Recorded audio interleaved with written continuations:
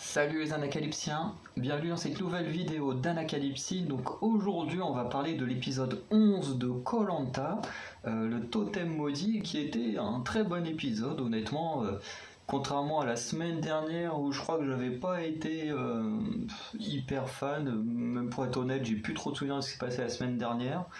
Mais là on a eu un très bon épisode, on a eu des bonnes épreuves, des choses assez logiques qui se sont passées, une élimination auquel honnêtement je ne m'attendais pas et qu'en plus je me suis pas fait spoiler sur internet, parce que comme vous le savez moi je regarde l'épisode le mercredi matin et non le mardi soir en général, voilà, parce que en général je trouve un moyen de voir l'épisode sans les pubs, hein, voilà, je pense que vous savez comment je fais, hein.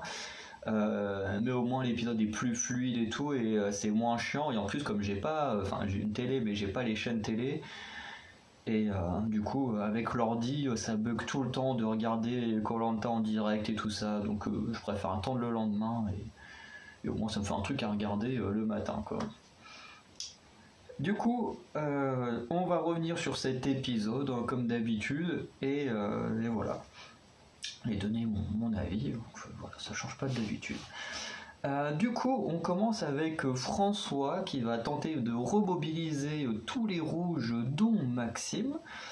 Et Maxime va notamment jouer sur le fait qu'il savait très bien que les dernières fois il était en danger, mais qu'il a toujours été fidèle aux rouges, donc qu'il est temps, voilà, que les rouges quand même le reconnaissent à sa juste valeur et arrêtent de le mettre en danger et tout ça. Parce que à chaque fois, il est quand même voilà, celui que les rouges n'hésitent pas à mettre sur la sellette au cas où quelqu'un devrait partir. Et en même temps, on a Maxime qui met les choses au clair avec Louana et Ambre, et quand je dis les choses au clair, eh ben, ça montre que ce qui a été dit au conseil la semaine dernière, c'était comme je disais, les mots étaient très forts, même si c'est pas totalement faux, mais les mots étaient quand même très forts. Mais Maxime va avoir une réflexion qui est très intelligente et très vraie pour le coup. C'est que il se prend souvent de tête avec Ambre et Louana. On sait tous maintenant que les deux filles, on nous montre surtout plus Louana parce que Louana est quand même beaucoup plus montrée à l'écran. Ce qui a tendance à montrer que je pense que Louana n'ira pas jusqu'au bout et sera éliminée à un moment donné, ce qui sera sûrement un moment pénible parce qu'elle fait partie de mes 3 préférés. Donc voilà, ce sera sûrement pénible ce moment-là, mais honnêtement, même si j'adore Louana, je ne pense pas qu'elle ira jusqu'au bout. Je pense qu'il y a forcément un moment donné où, comme elle est beaucoup trop forte, où elle se fera jarter, ce que je ne souhaite pas, mais souvent c'est comme ça. Les gros noms comme François, Louana, au bout d'un moment, ils finissent par partir, mais vraiment très proche de la fin. Et je pense que c'est ce qui risque de leur arriver à ces deux-là. Mais bref, on n'est pas là pour parler de ça, mais de Maxime qui va dire effectivement... ah oui, attends, j'ai mis Maxime, mais les choses au clair avec Maxime, et je crois qu'il aurait du mal à se prendre de tête lui-même, à moins qu'il se saoule tout seul, ce qui serait très bizarre, mais bref. Et du coup, il va avoir une réflexion que j'ai trouvée très intelligente, qui est que, en fait, ils se prennent souvent de tête, parce que surtout quand ça parle de la bouffe, ces choses-là, voilà, ils sont pas d'accord et tout, donc ils ont vite tendance à s'agacer et à avoir des petites disputes. Sauf qu'ensuite ils en parlent et ils règlent les choses directement en tête à tête. Sauf que comme il le dit, les jaunes, eux ils le voient pas ça. Eux tout ce qu'ils voient c'est l'embrouille, qu'après les filles sont énervées et puis qu'elles sont pas contentes et tout. Mais en fait eux ils voient pas la partie après où Maxime et Louana, où Maxime et Ambre discutent et mettent un peu de l'eau dans leur vin comme on dit. Et c'est pour ça que du coup les jaunes voient vraiment Louana surtout comme une raclure qui parle dans le dos de son équipier, qui le déteste machin, et qui ensuite le prend juste pour les votes. Et pour nous les spectateurs, on a l'impression de voir la même chose en plus au montage. À chaque fois qu'on a les jaunes qui parlent de Louana comme ça, on a toujours Louana avec une tête ultra vénère et tout, qui a pas l'air qui a pas l'air très sympathique. Et tout est fait exprès pour nous montrer voilà, que c'est une mauvaise personne et tout, sauf que Maxime prouve bien dans son discours au début de l'épisode que du coup ça se passe pas réellement comme ça, qu'on ne le montre pas à l'écran, mais qu'il y a toujours des discussions entre lui et les filles peu de temps après qu'ils se prennent de tête pour des conneries, quoi. Donc voilà. Du coup, un peu plus tard, juste après même, on a Anne-Sophie et Bastien qui vont avoir certains propos que j'avoue ne pas avoir trop aimé, même si celui de Bastien, on peut le relativiser par rapport à ce que vient de dire Maxime et ce que je viens d'expliquer par rapport à Maxime, parce que justement, Bastien, il va nous dire que Loana, qu'il aime pas Loana, que voilà, c'est peut-être la personne chez les Rouges qu'il aime le moins parce qu'elle n'assume pas ses propos et tout ça. Sauf que si on re-regarde le conseil de la semaine dernière, Loana, elle a absolument tout assumé. Et c'est même, j'ai vu la vidéo de Maxime qui est sortie ce week-end, je crois. Et comme Maxime il le dit lui-même, ça a été une grosse erreur de la part de Loana, en plus justement d'assumer que Maxime était souvent en danger, et même après la réunification. Parce qu'effectivement, en plus, il n'y avait aucun souci, elle avait pas... comme elle tenait sa parole depuis le début, elle n'avait aucune raison d'avouer comme ça que Maxime était sur la sellette. Donc j'ai pas trop apprécié voilà, que Bastien il dise ça, voilà, qu'elle assume rien et tout, alors qu'au contraire au conseil elle a très bien assumé, voilà, que même depuis la réunification qu'elle n'hésitait pas à mettre Maxime en danger. Voilà, et sur le fait de parler dans le dos de Maxime, machin et tout, bah ça pareil, comme je l'ai dit juste avant, Bastien il peut pas savoir forcément que Maxime et les filles, après leur dispute, discutent entre eux pour essayer d'améliorer la cohésion entre eux. Donc après ça, là-dessus c'est pas très grave, mais par rapport au conseil, voilà, ils sont encore très énervés. C'est ce que Yannick il dit quand il arrive au jury final, il fait ouais, Bastien, Anne-Sophie sont très énervés machin, et je pense qu'à ce moment là il parle plus de avec l'énervement et tout ça, plus qu'intelligemment, parce que clairement elle a tout assumé, quoi. Et Anne-Sophie, pareil, elle va dire un truc. Alors moi c'est pas contre Anne-Sophie, c'est une réflexion que j'ai du mal, peu importe le genre d'aventurier qui peut le dire. Ça peut être celui que j'aime le moins, celui que j'aime le plus. C'est une réflexion que je déteste à Koh-Lanta et qui est très très chiante. Alors certains sur internet pourraient dire que c'est hypocrite ou machin. Après, je comprends qu'on puisse le dire, mais en même temps, je l'aime pas. C'est qu'en gros, elle va dire oui, les rouges, machin, encore une fois, ils nous ont menti, patati patata. Du coup, moi, les rouges, j'en parle plus, machin. Bon, après, ils sont forcés de faire des trucs en équipe, donc au final, ça va plus ou moins améliorer les relations sur le camp et tout. Mais en gros, elle dit ça.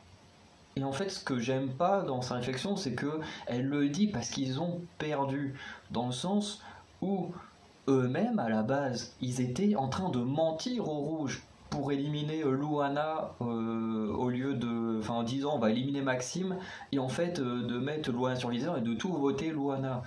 Donc au final, j'ai beaucoup de mal avec les gens qui essayent de mentir aux gens pour réussir une stratégie, ce qui est tout à fait normal, mais qui, quand sa stratégie ne fonctionne pas, va dire ah oui mais ils nous ont menti, je suis pas content, machin. Au bout d'un moment, quand tu fais la même chose que les autres, tu peux pas leur dire oui bah c'est pas bien ce que vous faites parce que toi-même tu le fais, toi-même t'as menti en disant oui on va voter Maxime et au final t'as mis le nom de Loana sur le papier. Et ça vraiment ça m'insupporte les gens qui ont ce genre de réflexion à l'écran. Parce que ça se dit pas. Si t'avais réussi ton coup, t'aurais pas dit la même chose et pourtant t'aurais menti au rouge. Donc voilà, c'est un propos avec lequel j'ai du mal, quoi. Mais souvent, ce genre de propos, c'est quand les gens ont des stratégies qui fonctionnent pas, qui sont plus ou moins pas non plus vexés, mais voilà, ils ont pas réussi leur coup, donc voilà, ils se cherchent un peu des excuses, mais ouais, tu vas dire les gens ils m'ont menti alors que toi-même tu étais en train de leur mentir, c'est juste que eux ils ont réussi leur coup et pas les jaunes, quoi. Donc voilà. Ensuite on a un entraînement pour le tir à l'arc et c'était plutôt intéressant et on a deux personnes qui sont amusées à faire semblant de mal tirer. On a François et Anne-Sophie. Anne-Sophie qui a même fait exprès de tirer à côté de la cible. Et par contre, François, après un petit défi pour avoir un peu plus de nourriture de la part de Nicolas, va réussir à un petit défi qui est de lancer 5 flèches dans le milieu de la cible, ce qu'il va réussir à faire. Et du coup, il va totalement gâcher l'effet de surprise qu'il est très bon. Mais au final, ça n'aura pas servi à grand chose qu'il le montre aux gens, parce que vous l'avez soit déjà vu l'épisode, ou alors vous allez voir juste après. Ensuite, on a Ambre, qui est très peu apparue dans cet épisode, mais qui est la première, je crois même depuis le début de cette saison, mais on va dire minimum depuis la réunification, mais je crois même depuis le début de la saison, qui a réussi à pêcher un poisson, et qui l'a pêché à la main. Donc voilà, donc tout le monde là qui arrêtait pas de parler de la pêche là, sur Facebook, c'était insupportable entre les gens. Oui, machin, ils ont pas si faim que ça, ils utilisent pas le kit de pêche. Puis t'en as qui disent oui, mais ils ont déjà dit qu'il y avait pas tant de poissons. Enfin bref, il y a plein de débats autour de la pêche parce qu'on le montre pas. Comme j'arrête pas de le dire à certains, on a 1h30 d'épisode qui se déroule sur 3 jours. Faut pas oublier ça, on peut pas tout nous montrer, ça m'insupporte les gens qui n'arrivent pas à comprendre ça. Parce qu'au bout d'un moment, on va pas passer 3 jours pour regarder 3 jours, quoi. Il y aurait des trucs tellement inutiles qu'on s'en fout. Donc la production nous montre ce qu'elle juge le plus utile. Et du coup, s'ils vont à la pêche, ils ont testé, qu'ils n'y arrivent pas, c'est pas utile de le montrer. Et du coup, ça va pousser tous les autres à aller pêcher. Je crois qu'il y a Fouzi qui va réussir à pêcher, François qui va réussir à pêcher, donc ils vont amener pas mal de poissons. Et on a également François, alors ça on l'avait vu dans la bande-annonce, enfin la bande-annonce dans le petit teaser de la semaine dernière, que François va s'écrouler de fatigue et tout ça, et au final il va aller beaucoup mieux après. En plus ils ont eu de la chance que c'était juste après qu'ils aient pêché, donc ils ont pu bien manger, bien dormir avant d'aller à leur épreuve de confort.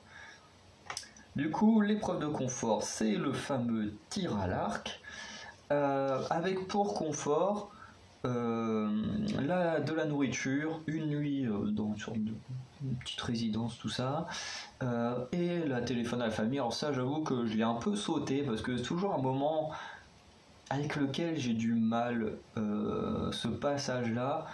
Je trouve qu'on rentre un peu trop dans l'intimité des aventuriers, qu'on les regarde comme ça survivre, jouer tout ça, et puis là d'un coup on rentre vraiment dans leur intimité avec leur couple, avec leurs enfants ou tout ça, et honnêtement j'ai beaucoup de mal avec ces passages-là. C'est toujours très émouvant, très cool pour eux de avoir des contacts avec leurs proches, mais en même temps j'ai beaucoup de mal avec ça, moi. Honnêtement, voilà. Moi, je fais partie des gens, honnêtement, qui refuseraient de téléphoner, même si j'aurais très envie de contacter ma famille ou mes amis, très certainement, comme tout le monde. Mais je pense que j'aurais pas envie de le faire devant tout le monde. Déjà que quand je suis juste avec mes potes, et pourtant des gens qui me connaissent très bien, je suis gêné d'avoir quelqu'un de ma famille au téléphone, ou inversement, quand j'appelle mes potes, que je suis chez moi, je vais toujours dans ma chambre pour téléphoner tranquillement, parce que je ne supporte pas être au téléphone. Et alors là, à Koh-Lanta, devant les autres aventuriers, devant Denis, devant en plus les caméras qui ensuite vont tout diffuser, je serais tellement pas à l'aise de parler devant une caméra, de parler au téléphone en plus devant une caméra, quoi. Bref. Ensuite, on nous parle d'une malédiction qui sera déterminée par les aventuriers. Alors au début, je ne l'avais pas trop compris, et en fait, je l'ai compris plus tard. Mais qu'en fait, la malédiction, quand il dit elle est déterminée par les aventuriers, en fait, c'est pas pour les perdants de l'épreuve, c'est dans le fait qu'ils sont 11 et ça se passe en 2 équipes de 5. Et du coup, il y en a un qui peut pas participer. Et en fait, elle est là, la malédiction. C'est que celui qui participe pas, qui n'est pas choisi, peut pas participer, peut pas tenter sa chance pour aller au confort et tout, et en fait c'est ça la malédiction. Du coup, pour le tir à l'arc, il va falloir créer 2 équipes de 5, donc il y a d'abord 2 capitaines qui sont tirés au sort, donc ça va être François et Nicolas. Et ensuite ils vont constituer leur équipe. Alors François il va choisir Fouzi, Louana, Bastien et Ambre, tandis que Nicolas il va choisir Maxime, Géraldine, Olga et Anne-Sophie. Et l'exclu c'est Jean-Charles qui va bien le prendre honnêtement, donc voilà, pas super grave. C'est limite le gars où tu te dis, un peu comme Loïc à l'époque, où tu te dis voilà, on peut... S'il faut dégager quelqu'un d'une épreuve, ou genre l'épreuve des sacs, s'il faut donner des sacs, un truc comme ça, tu te dis ok, c'est le gars à qui on peut tout donner parce que le mec il va bien le prendre. Voilà. Et du coup, j'ai trouvé que Nicolas, par contre, avait un peu mal joué là-dessus. Alors les gens l'ont pas du tout capté, mais moi j'ai trouvé qu'il avait très mal joué parce que François, quand il choisit son équipe, il fait Fouzi, parce que je vous les ai donnés dans l'ordre de choisi. Fouzi, Louana, Bastien, Ambre. Donc on a quand même 3 ex rouges, 1 ex jaune. Nicolas, quand il constitue son équipe, il fait quand même Maxime, Géraldine, Olga, Anne-Sophie. Il a quand même choisi d'abord 2 rouges, puis 2 jaunes. Et j'ai trouvé que c'était très mal joué. Bon, les jaunes, ils ont rien capté, voilà. Mais moi j'aurais trouvé ça bizarre qu'un mec de mon équipe choisisse les rouges en premier, puis ensuite les jaunes. J'aurais trouvé ça très bizarre. Surtout qu'en plus à la fin ils hésitent vraiment entre Anne-Sophie et Jean-Charles. Ils ont choisi Anne-Sophie parce qu'elle a des enfants, machin, que Jean-Charles bah, il vit tout seul avec son chien. Donc voilà, ils se sont dit on va quand même faire venir la mère de famille. Mais honnêtement là-dessus j'ai trouvé que c'était très mal joué de commencer par choisir des ex rouges, des gens qui sont censés être tes adversaires, plutôt que tes alliés, en sachant que Maxime et Géraldine, bon, je dis pas qu'ils sont nuls, mais à l'entraînement, c'est pas forcément ceux qui ont montré les plus grosses performances. Donc voilà, c'était assez risqué de la jouer comme ça. Du coup, le but de l'épreuve, ça va être des duels. Donc, chacun s'affronter en 1 contre 1 dans chaque équipe. Si tu gagnes, tu restes. Si tu perds, tu casses ta flèche. J'ai l'impression que c'est une vidéo YouTube telle que pourrait le faire Pierre Cross à Maison Grise. C'est assez drôle. Mais globalement, c'est ça. Tu perds, tu casses ta flèche et t'as perdu, quoi. Et du coup, il y a juste 2 aventuriers dans chaque tribu qui auront 2 flèches. Donc du coup, sur dans cas sud, ils ont une deuxième chance. Et chez l'équipe de François, bah, c'est François et Fouzi qui vont avoir ces 2 flèches. Et chez l'équipe de Nicolas, c'est Maxime et Olga qui auront 2 flèches. Du coup, en tout, on va avoir 12 duels. Donc ça fait énormément de duels.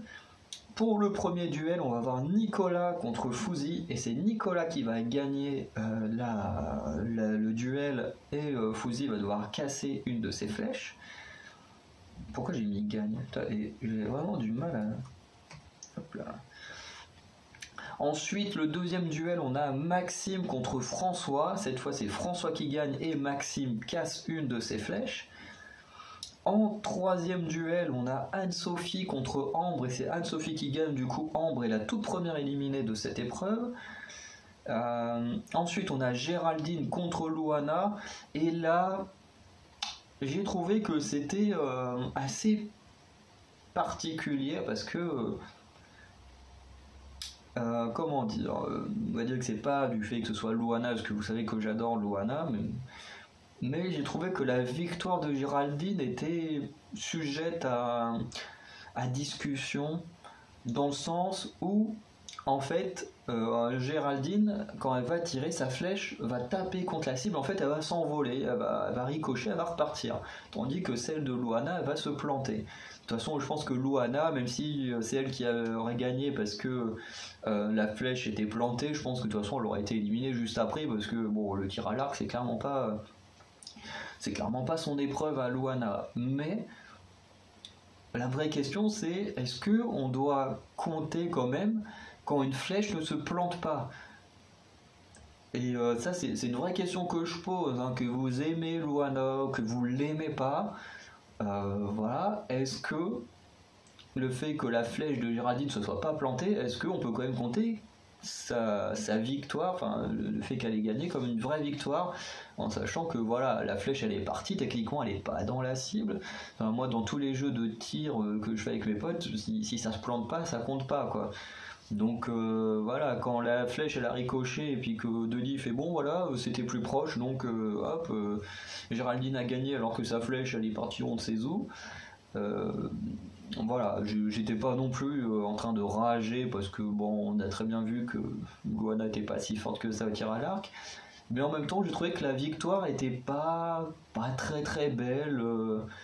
De gagner sur une flèche qui se plante pas. Et voilà. Et vraiment, c'est une vraie question que je vous demande. Pour vous, est-ce que vous comptez vraiment, euh, est-ce que vous comptez vraiment ça comme une victoire? Est-ce que pour vous, pour que votre flèche soit comptabilisée, peu importe l'épreuve, est-ce qu'il faut vraiment que la flèche soit plantée ou est-ce que pour vous, juste que ça tape dedans et que la flèche tombe, ça compte aussi? Bref, dites-le moi, voilà, ça m'intéresserait d'avoir vos arguments là-dessus. En tout cas pour moi, dans ma conception, si une flèche ne plante pas, pour moi ça compte pas. Parce que si elle tombe, parce que sinon pareil, elle peut très bien ne pas avoir cette puissance, juste tapoter, tomber, puis te dire bon bah voilà, ça a tapoté plus proche, puis hop, voilà, il y a comme des petites marques. Enfin voilà, c'est...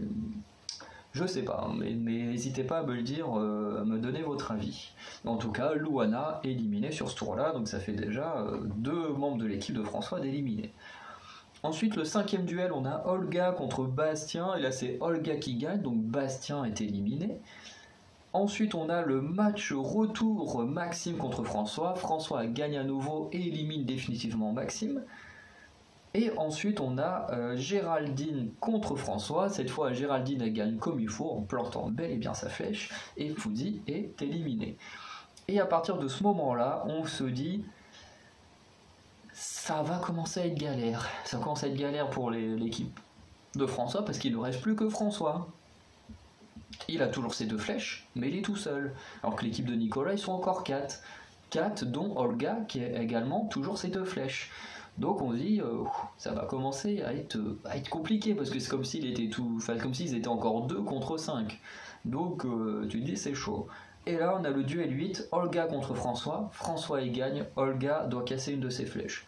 Duel 9, Anne-Sophie contre François. François y gagne, Anne-Sophie est éliminée. Le 10e duel, Nicolas contre François. François y gagne, Nicolas est éliminé. 11e duel, du coup, Géraldine contre François. François y gagne, Géraldine éliminée. Et ensuite, match retour à nouveau, Olga contre François, avec François qui lui reste 2 flèches, et François y gagne, et il élimine Olga, et il fait gagner sa propre équipe, avec encore 2 flèches entre ses mains.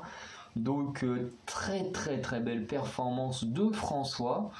Franchement, j'ai trouvé que c'était assez incroyable, et surtout il a réussi à y faire 1, 2, 3, 4, 5, 6, 7 victoires. J'aimerais bien me revoir le record de Sam, parce que c'est vrai que cette année, Denis nous fait pas trop chier avec les records à droite à gauche, mais j'ai l'impression qu'on est très très proche du record que Sam avait fait lors de sa première saison, même si Sam c'était d'affilée, mais en même temps c'est compliqué que ce soit d'affilée parce que c'était des duels et puis à chaque fois tu peux pas faire 2 cours de suite, il faut toujours que ce soit à chaque fois quelqu'un d'autre de l'équipe qui tire, sauf que ça n'empêche qu'à chaque fois où François est venu tirer il s'est jamais loupé. Mais j'avoue qu'une épreuve de tir à l'arc avec François et Sam dans la même épreuve, je pense que ça pourrait être une épreuve de fou. Bon, après les problèmes qu'il y a eu au niveau de Sam, parce que bon, apparemment il fait partie des gens qui auraient mangé avec Thé, Claude et tout ça.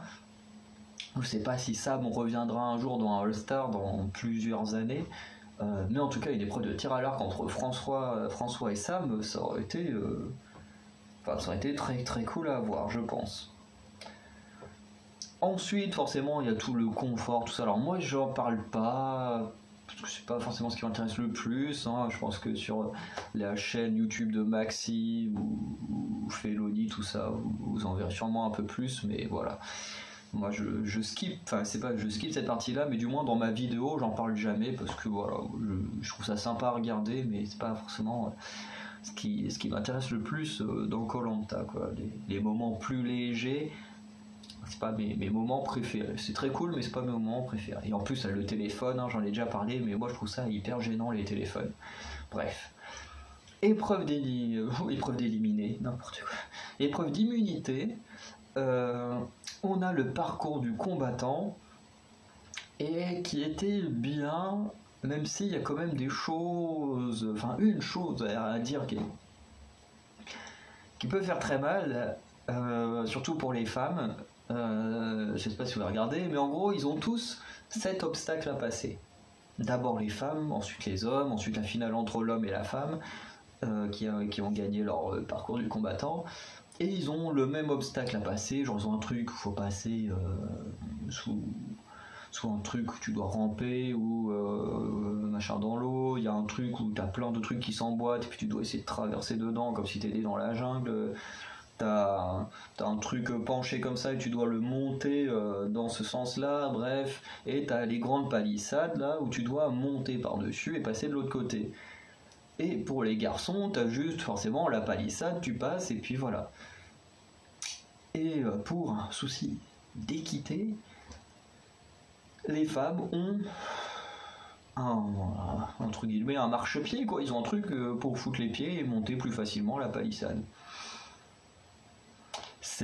Ça commence à devenir grave de vouloir faire en sorte que les hommes et les femmes soient au même niveau, parce que là clairement déjà c'est même pas le cas, donc c'est plus en termes d'égalité, mais déjà c'est clairement pas le cas. On a vraiment l'impression qu'on dit ouais, les femmes vous êtes moins fortes, donc on va vous mettre un petit marchepied pour que vous puissiez monter plus facilement la palissade.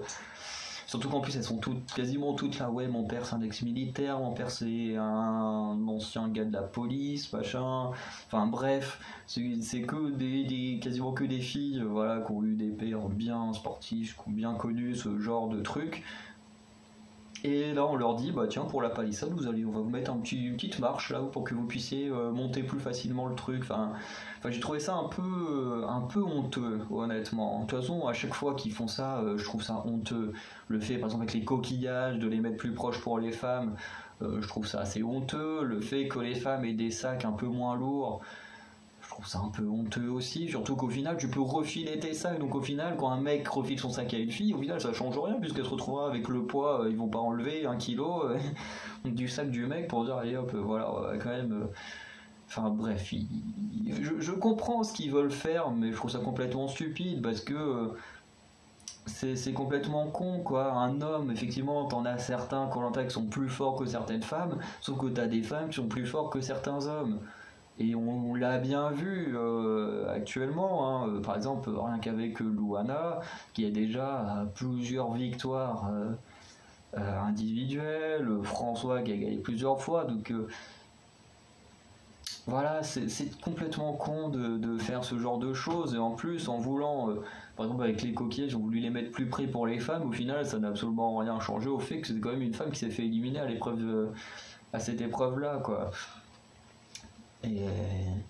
Et honnêtement, je pense qu'il devrait arrêter de faire tout ça. Par exemple, quand tu prends une fille comme Sarah, qui est clairement plus forte que beaucoup d'hommes qui existent dans Koh-Lanta, quoi. Et je parle de force physique, quoi. Et quand t'es là, tu lui donnes un petit sac de 3 kilos pour faire l'épreuve des sacs, tu te dis, mais c'est une honte de donner un petit truc de merde à une fille comme ça, quoi. Enfin bref, je veux dire. C'est pas parce que ce sont des femmes qu'elles sont fragiles, qu'elles sont plus faibles que les hommes. Enfin, faut vraiment arrêter avec ça, quoi. Et en plus, on le voit comment, par exemple, Luana a marché sur le parcours. Tu te dis, même sans la marche, bon, elle est assez petite, Luana, mais je pense qu'elle retrouvait un moyen de monter la palissade. Hein. Après, voilà, j'ai beaucoup de mal avec ça quand ils le font à Koh-Lanta, que ce soit avec les sacs, avec les coquillages, avec le parcours du combattant, même si ils avaient jamais fait ça avant sur le parcours du combattant. Enfin, j'ai pas l'impression, hein, mais là, j'ai trouvé ça assez honteux. Bref. On a d'abord, du coup, l'épreuve des femmes, avec Luana, qui s'appelle pas Luna, Luana, qui du coup, comme je le disais, a marché sur la compétition, elle a explosé tout le monde, elle a fini le parcours avec un obstacle d'avance sur la personne qui a fini deuxième, et vraiment elle n'a pas eu vraiment d'adversaire, elle est partie première, elle est restée première tout le long du truc. Et du coup en deuxième on va voir Anne-Sophie, Ensuite Ambre en troisième, Olga quatrième et Géraldine cinquième. Et qui vont absolument toutes quand même finir le parcours. Ensuite on a l'épreuve des hommes.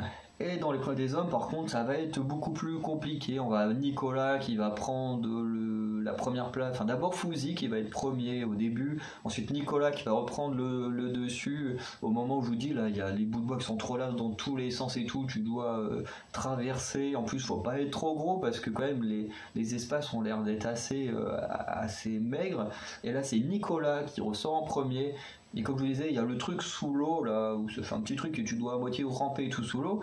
Et là, les gens, ça me bute, qu'ils n'ont toujours pas compris que quand tu as ce moment-là, tu ne dois pas ramper, tu fais comme Maxime, tu te mets sur le dos, et en fait, avec tes bras, tu tires sur les bambous, et en fait, ça fait des grosses impulsions, et tu avances beaucoup plus vite. En plus, tu es au niveau de l'eau, donc ton corps, il va juste flotter sur l'eau, et hop, tu vas glisser ultra rapidement. Et du coup, Maxime a repris les devants dans l'épreuve grâce à ça.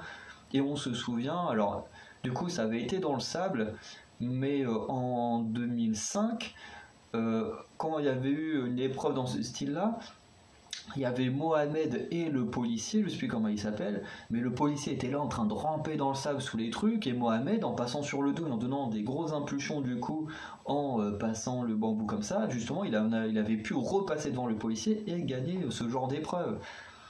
Et ça me bute qu'après autant d'années, alors je sais qu'ils ne regardent pas tous Koh-Lanta, on sait que Luana, elle regarde Koh-Lanta depuis qu'elle est petite parce qu'elle l'a dit, on sait par exemple Jean-Charles, il n'a pas de télé chez lui, donc il regarde pas vraiment Koh-Lanta, mais il a voulu tenter l'expérience, un peu comme Étienne dans Pékin Express, qui s'est inscrit pour tenter l'expérience mais qui connaissait pas plus que ça l'émission. Donc voilà, on a quand même pas mal de profils différents, mais voilà, pour moi, la version que Maxime a fait, c'est clairement la meilleure à faire dans cette situation. Et alors c'est vrai que tu perds du temps à t'installer, tu vas être sur le dos et machin, mais une fois que tu y es, tu gagnes énormément de temps en passant.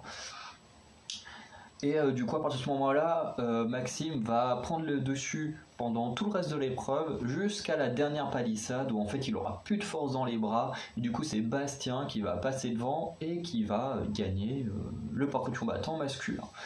Du coup, c'était mieux, je pense, que celui des femmes, parce qu'il y a eu plus de suspense, il y a tout le monde qui sont repassés devant, à droite, à gauche, et j'ai trouvé ça très cool. Même si pour celui des femmes c'était bien, mais c'est vrai que sans ce suspense de qui va gagner et tout, c'était un peu moins bien. Surtout que sur l'épreuve, le passage où t'as toutes les cordes là, ça c'est pareil. Les gens, arrêtez de passer au milieu, c'est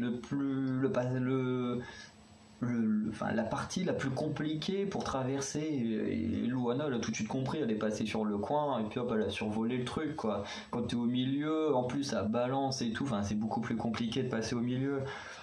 Et voilà, et je pense que comme Luana a fait beaucoup de bons choix, c'est pour ça qu'elle a été très vite et tout ça, mais voilà, on va pas revenir dessus. Du coup on a une finale entre Luana et Bastien. Et du coup, c'est le labyrinthe à l'aveugle. Donc, vous savez, ils ont un petit labyrinthe et ils doivent faire passer un truc sans regarder et le faire sortir. Et du coup, on a eu deux stratégies très différentes.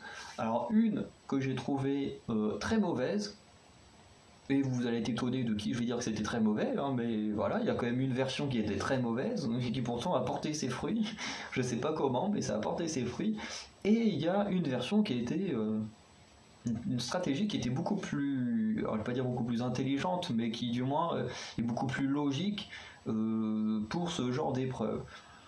Alors il y a la version Luana que j'ai trouvé un peu con et honnêtement ça m'a fait stresser parce que je me suis dit putain mais vu comment elle est partie elle va perdre et ça va être foutu parce que vraiment quand l'épreuve est partie elle a juste commencé à faire le truc vraiment elle a pas cherché à savoir le chemin ou quoi que ce soit, non, elle a juste chopé son truc direct, hop là, elle a commencé à partir, et puis en plus elle commence à peine à partir, qu'elle revient au tout début et tout, je me suis dit, mais mon dieu, elle va jamais s'en sortir, et en plus on se souvient dans le All-Star, où il y avait eu cette épreuve, bon, en version géant, mais où Hugo avait survolé le truc, mais les autres ils étaient quasiment restés au début. Je me suis dit, mais Loana va nous faire la même chose, elle va rester au début et Bastien il va survoler le truc.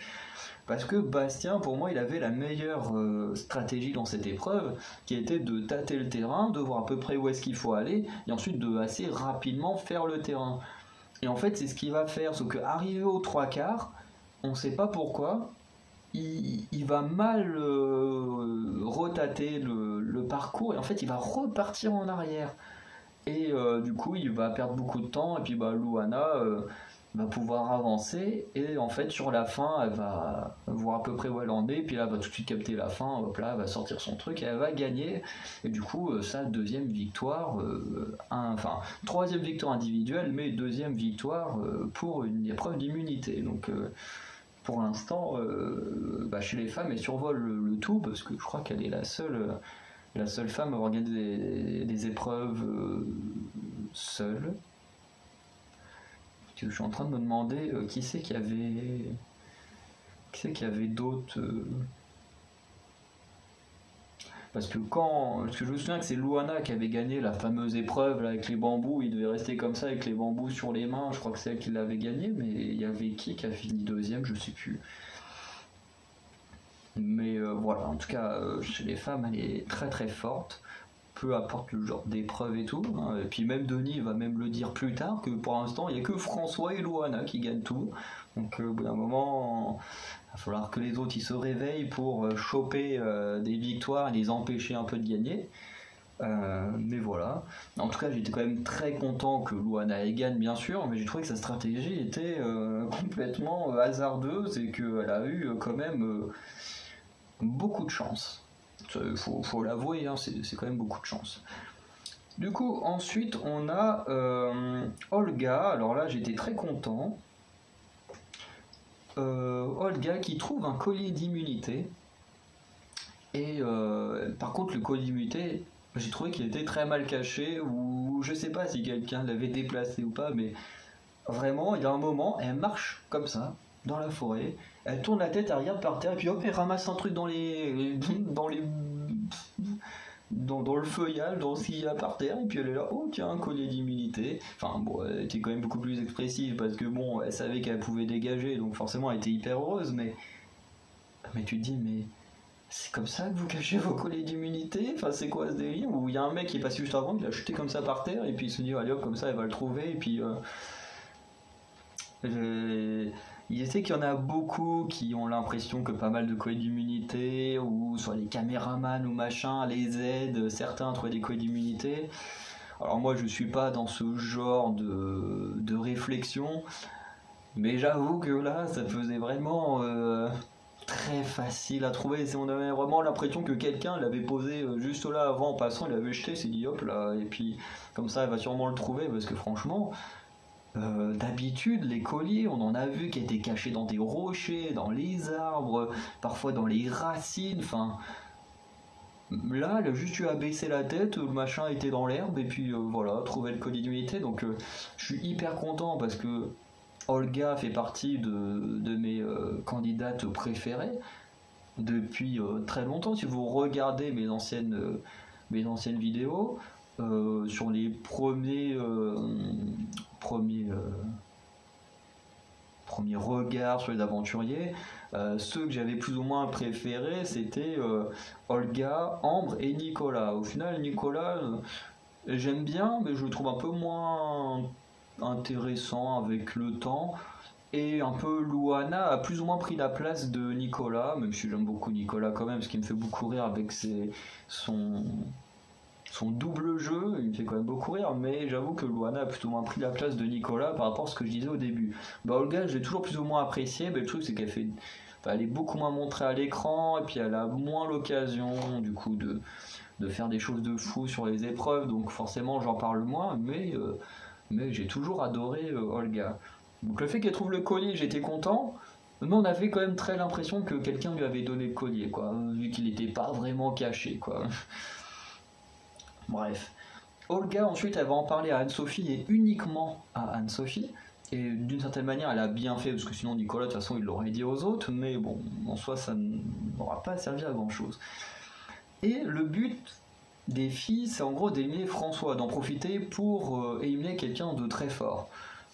Et le problème, c'est que Bastien, puis Nicolas, ne veulent pas éliminer François. Alors c'est très con, parce que déjà de 1, ils ont une chance d'éliminer le gars qui gagne toutes les épreuves chez les gars. Donc déjà ça ferait que Bastien qui finit tout le temps deuxième, il pourrait enfin finir premier. Bon, même si il a quand même fini 2 fois deuxième face à Luana, donc il faudrait aussi éliminer Luana et comme ça Bastien il pourrait enfin finir premier. Mais en plus, je veux dire, le mec il est censé être énervé, vouloir venger Yannick, machin, parce que François fait quand même partie des plus gros stratèges des Rouges. Il participe quand même beaucoup aux stratégies, même plus que Luana. On en met beaucoup dans la tronche de Luana, mais c'est quand même beaucoup plus Maxime qui fait les stratégies de l'équipe. Voilà, et je trouvais ça un peu con du coup qu'il soit là, non je veux pas éliminer François, machin, alors que le meilleur moyen de venger Yannick ou Colin, tout ça, c'est d'éliminer François. Chose qui ne va pas faire. Du coup, oui, et Bastien, oui, parce qu'il nous dit que lui, il veut éliminer Maxime pour les avoir trahis la semaine dernière. Parce que pour lui, comme il a dit au conseil la semaine dernière, Maxime a fait une promis de voter contre les Luana, tout ça, et au final, il l'a pas fait, il a tout raconté au Rouge, donc lui, Bastien, il a Maxime dans le viseur. Du coup, Nicolas pense que les filles n'ont pas de collier, et ça, je pense que c'est ce qui a pu donner pas mal de suspense pour certains, notamment pour moi. J'avoue que j'étais à fond dedans, donc j'ai eu pas mal de suspense, puis j'étais quand même assez inquiet au début pour Olga, mais je me suis dit, bon, une fois qu'elle avait son collier, j'étais un peu plus rassuré. Mais on sait que les aventuriers, cette année, ils sont pas hyper intelligents, hein, parce que la preuve, hein, c'est que Nicolas, il va quand même voir François, il lui dit t'inquiète pas, les filles elles ont pas de collier. Il fait mais je te dis ils ont pas de collier. François il va le croire tout de suite, il va aller voir Maxime, il fait t'inquiète pas, elles ont pas de collier, on va les éliminer, machin. T'es en danger, ils vont voter contre toi, mais t'inquiète pas, elles ont pas de collier. Nicolas il me l'a dit, et Maxime il a raison de douter. Maxime fait non mais il en sait rien, qu'est-ce qu'il en sait qu'elles ont un collier ou pas, et lui disent pas tout, machin. Lui il est vraiment en panique, et dans sa panique il a totalement raison Maxime. Et oui, ils sont pas très intelligents quoi. Nicolas, il a même pas demandé si elles avaient un collier, il a pas cherché à vérifier si elles ont un collier. Bon, on nous le montre pas, peut-être qu'il l'a fait, mais du moins on nous le montre pas. Donc pour nous, il dit qu'elles ont pas de collier, mais en vrai, il en sait rien quoi. Et du coup, on arrive au conseil, tout le monde fait son petit vote, et Olga sort son collier d'immunité. Bon, déjà là on l'a vu à la tête de Nicolas que effectivement il n'était pas au courant qu'elle avait un collier d'immunité, parce qu'il fait une petite tête un peu bizarre, mais en même temps ce qui est un peu bizarre c'est que quand Anne-Sophie dit est-ce que quelqu'un savait que Olga avait le collier d'immunité, tout le monde fait non, mais c'est vrai que la tête de Nicolas est un peu suspecte. Donc je sais pas trop s'il savait vraiment ou pas qu'elle avait un collier ou pas, s'il a été cherché ou quoi, mais là où tout le monde a clairement fait non en mode bah non, on est vraiment surpris de voir le collier arriver, Nicolas avait l'air moins surpris que les autres, même s'il a quand même été un peu surpris, mais il avait l'air un peu moins surpris que les autres. Enfin c'est peut-être moi qui interprète ça, mais j'avais l'impression qu'il était quand même moins surpris que tous les autres aventuriers. Et du coup, on a les votes, 5 voix contre Maxime, 7 voix contre Anne-Sophie, et du coup, c'est Anne-Sophie qui est éliminée, elle donne son vote noir à Olga.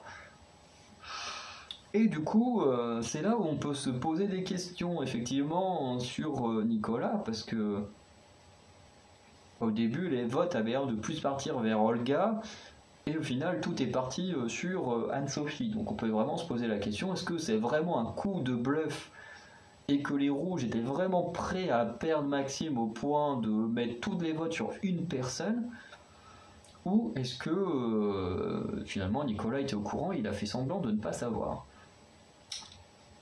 C'est difficile à savoir.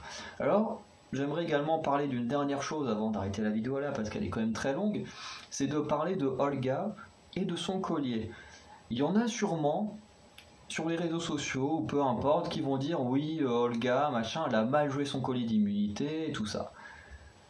Au contraire, moi je trouve que Olga elle a très bien joué son collier, alors certes au mauvais moment, mais pour moi elle l'a très bien joué, parce que si elle ne le jouait pas, ça pouvait très bien être elle qui prenait les 7 voix. Au final, elle l'a joué, il y a eu 0 voix contre elle, mais dans le cas où elle était également en danger, ils sont que 3 à être en danger à ce moment-là. Donc c'est très serré, tu sais pas ce qui peut t'arriver, donc forcément, elle a joué son collier.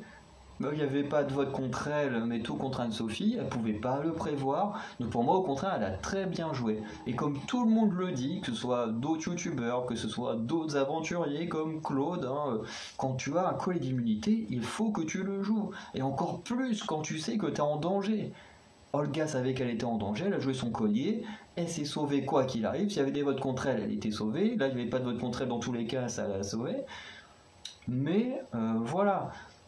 C'est pour ça que j'ai trouvé que tout le faux collier de Seta était complètement débile, parce que, dans la logique, quand tu sais que t'es en danger, tu fais comme Olga, tu joues ton collier, et puis c'est tout. Voilà. Et c'est pour ça que je trouve ça complètement débile, voilà, que la fausse histoire du code d'immunité de Seta ait duré aussi longtemps, parce que, quand t'as un collier, que t'es en danger, tu fais comme Olga, tu le joues, point barre. Il n'y a pas à réfléchir 1 milliard de fois. Olga se sentit en danger, elle a trouvé un collier, elle l'a joué. C'est comme ça qu'on joue avec un collier d'immunité à Koh-Lanta. Et après, effectivement, il peut y avoir le risque qu'au final, il n'y ait pas de voix contre toi. Mais en attendant, s'il y en avait, tu t'es quand même sauvé. Donc voilà, donc pour moi, Olga a très bien joué son coup, mais au mauvais moment. Voilà, c'est un peu triste parce que voilà, elle a finalement 0 vote, elle a tout vu partir sur sa pote et tout. Mais au moins, s'il y avait des votes contre elle, elle était sauvée. Donc au moins, à ce moment-là, quand elle l'a sortie, j'étais rassuré qu'elle parte pas tout de suite. Bref. La semaine prochaine, il y aura les destins liés. C'est toujours un épisode que j'aime beaucoup, les destins liés. Parce que souvent, t'as toujours des gens de différentes équipes qui se retrouvent en équipe. Du coup, tu dois survivre, mais avec quelqu'un à la base que tu veux éliminer. Je trouve toujours ça très intéressant de voir comment s'en sortir et tout.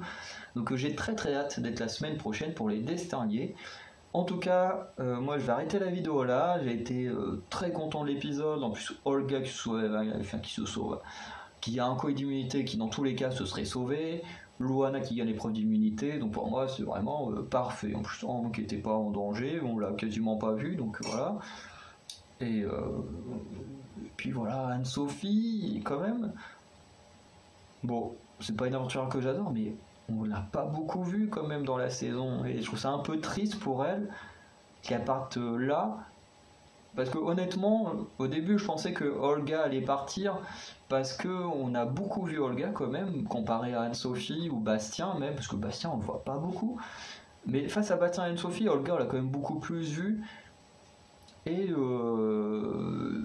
me disais, il y a quand même plus de chances qu'elle parte. Bon, après, quand elle trouve le collier d'immunité, qu'en plus elle le sort, je me dis, bon, c'est bon, elle est sauvée. Et du coup, je pensais que Maxime allait partir. Bon, jusqu'à ce qu'il y ait toutes les voix Anne-Sophie, je fais, ouais, bon, c'est bon, ils ont tout fait sur Anne-Sophie. Du coup, c'est quand même un peu triste pour Anne-Sophie de partir alors qu'on l'a pas tant vu que ça dans la saison. Bref. Après, ça m'a pas plus touché que ça non plus parce que j'étais pas un grand fan. Puis justement, comme on l'a pas beaucoup vu, on n'a pas tant découvert que ça. Donc voilà. Du coup, voilà, je vais quand même arrêter la vidéo là. Je vous dis à très bientôt pour de nouvelles vidéos, notamment la semaine prochaine. On se retrouvera pour les destins liés et j'espère que ce sera un très bon épisode. Allez, en tout cas, je vous dis à très bientôt pour de nouvelles vidéos. Ciao!